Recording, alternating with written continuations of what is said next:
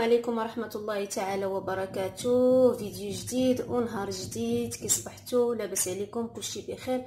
كنتمنىكم تكونوا بخير وعلى خير. اول حاجه غادي نبدا بها في هذا الفيديو بالنسبه للعجينه ديال الفطائر اللي خدمت البارح بهذوك الفطائر. شط ليا سالت ليا الحشوه، راه وريتكم قلت لكم خرجت ليا 24 فطيره بديك الحشوه اللي كانت تبقات ليا، وشط ليا العجينه شديتها درتها في السلوفان بهذه الطريقه هذه وحطيتها في الفريغو. راه ما تيوقع عليها حتى شي حاجه، كتبقى كما هي. ربما شي نهار درتو عجنتو العجينه كثيره وعييتو وشط ليكم، غادي ديروها في السلوفان وديروها في الفريغو حتى نهار اخر ملي تبغيو تخدموا بها. نط انا في الصباح اول حاجه جبت العجينه وحطيتها بما ساليت شغلي اللي درت، لقيتها ارتاحت.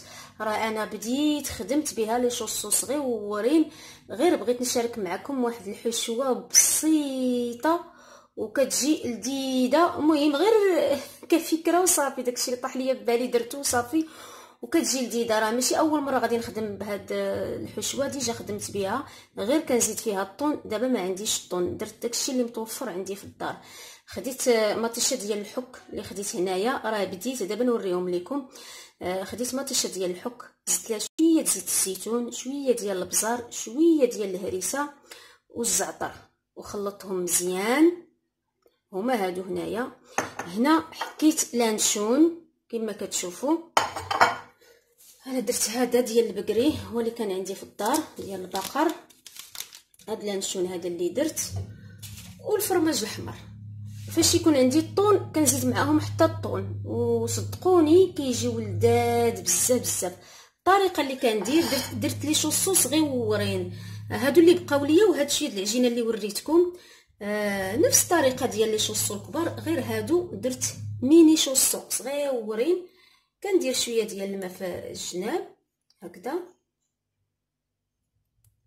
كناخذ شويه من هاد لاصوص طوماط كندير غير شويه في الوسط هكا، كنحط عليها شويه ديال لانشون. قلت لكم الا عندكم الطون ديروا حتى الطون، كيجي زوين معاهم الطون. وكندير شويه ديال الفرماج، ما تعمروش بزاف حيت راه صغيورين. دابا نوريكم الفرق ما بين هذوك اللي درت البارح وديال اليوم. وكا نطويو شوصو ديالنا مع صغيورين، نساعدو بيدينا بهذه الطريقه هذه باش ما تهبطش لينا الحشوه، حتى كنقادوها مزيان وكنبركو هكا. هانتوما كما كتشوفوا. وغادي نزيد نبرك عاوتاني بالفورشيط نفس الطريقه ديال الكبار، غير هادو صغيورين كيشدوا الوقت شويه، كيشدوا اليد واني كيجيو غزالين كما كتشوفوا.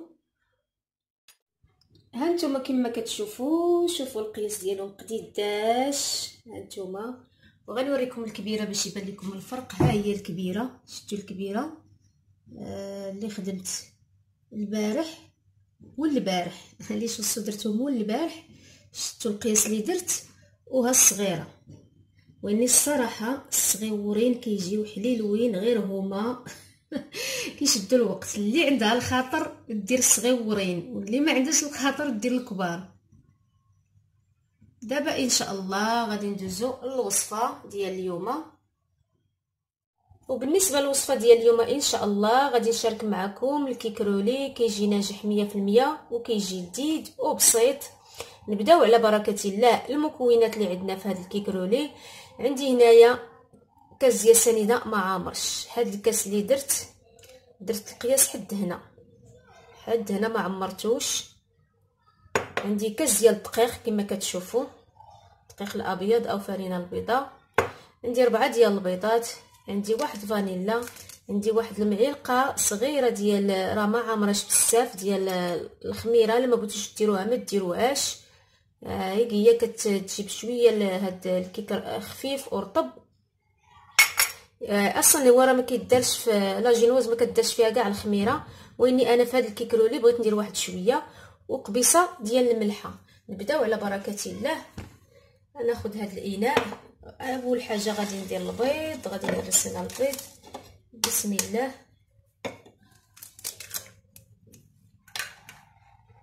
غادي ندير سنيده وغادي ندير قبيصه الملح، ضروري قبيصه الملح، وغادي ندير فانيلا وغنطربهم مزيان حتى يتضاعف الحجم ديالهم على 3 المرات. كما كتشوفوا هانتوما حتى ولا عندنا واحد الخليط كريمي وتضاعف الحجم ديالو. دابا غادي نزيد الدقيق بشويه بشويه، وانا كنخلط الدقيق راه عندي مغربل 2 المرات. ندير واحد شويه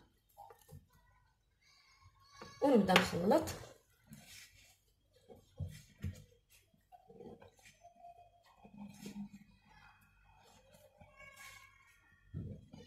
تنكمل هاد الدقيق اللي عندي.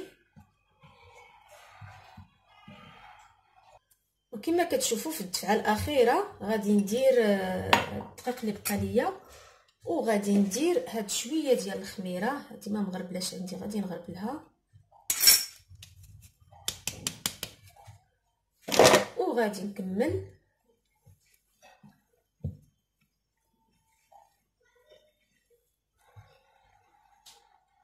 هنا كناخذ واحد الطاوه وكنفرش فيها ورق الطبخ كما كتشوفوا، وغادي نكب الخليط ديالي.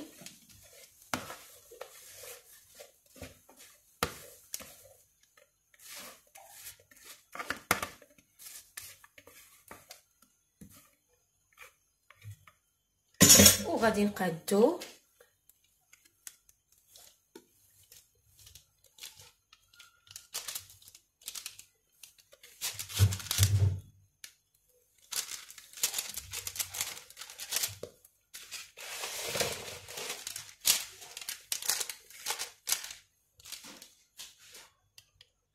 كما كتشوفوا من بعد ما قديته في الطاوه القياس اللي بغيت، راه في هذا الوقيته راه الفران عندي كيسخن. اول مره غادي نطيب لاجينواز في الفران ديال الغاز. غادي نشوف كي غادي تجي وغادي نرد عليكم ان شاء الله. كما كتشوفوا راه كيسحب لي كنصور كنهضر غير بوحدي ولقيت راني ما كنصورش. راه كي خرجتها من الفران قلبتها مباشره فوق هاد ورق الطبخ، درت عليها واحد شويه ديال السنيده، وغادي ندير واحد ورق الطبخ اخر من الفوق، وكنبدا نرولي كما كتشوفوا. وانا كنزير بهذه الطريقه هذه.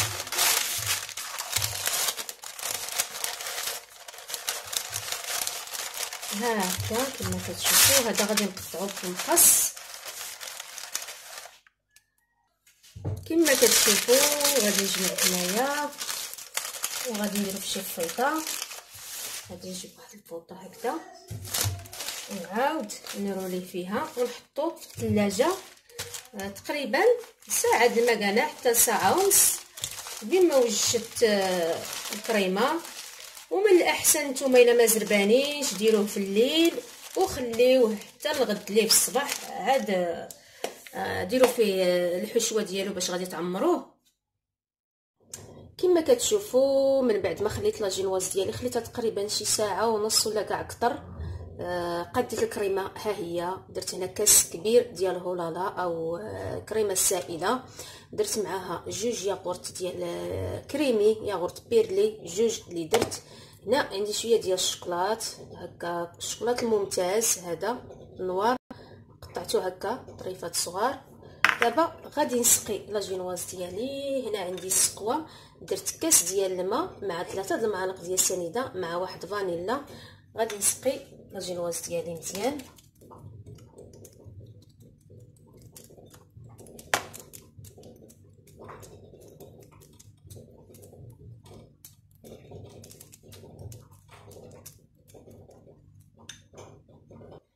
من بعد ما سقيتها غادي ندير عليها الكريمه.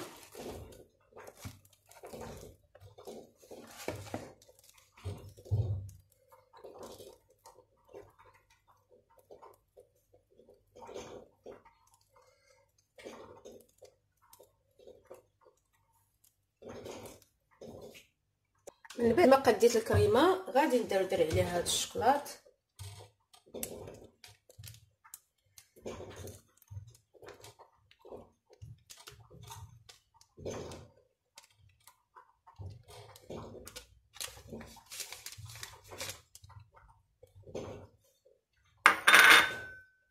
ودابا ان شاء الله غادي نبدا نلوي نجمع.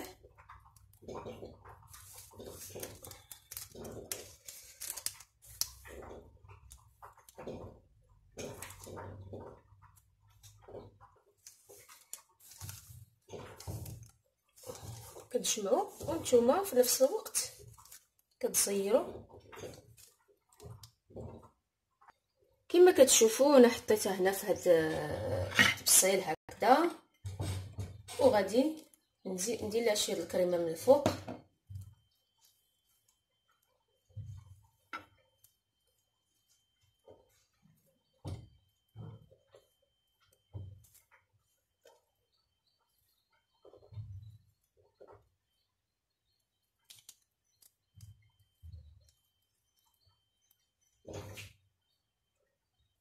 من بعد ما كنغطيها كامله بالكريمه كناخذ واحد الفورشيط وكندير هاد الطريقه هادي هكا تزيين وصافي.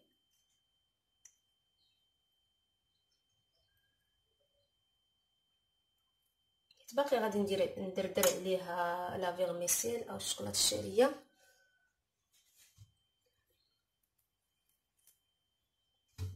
كما كتشوفوا هنا عندي الشوكولاته الشعريه غادي ندردروا عليها بهذه الطريقه هذه.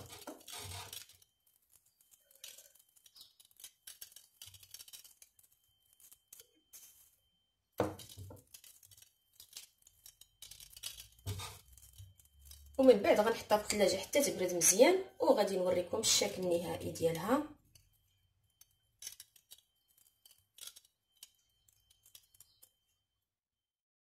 من بعد ما برد ليا الكيكرولي ديالي كما كتشوفوا غادي نحيد هاد الجوانب هكا، غادي نحيدهم.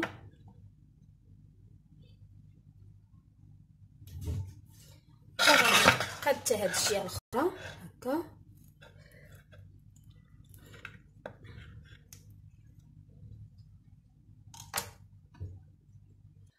وكما كتشوفوا ها هو الشكل النهائي ديال لابيش، سهله اقتصاديه دغيا دغيا توجدوه كما كتشوفوا، ولذيذه لا جينوازت كتجي خفيفه ورطبه بزاف بزاف. كنتمنى منكم تجربوها، وكنتمنى لا فيديو ينال الاعجاب ديالكم، والسلام عليكم ورحمه الله تعالى وبركاته.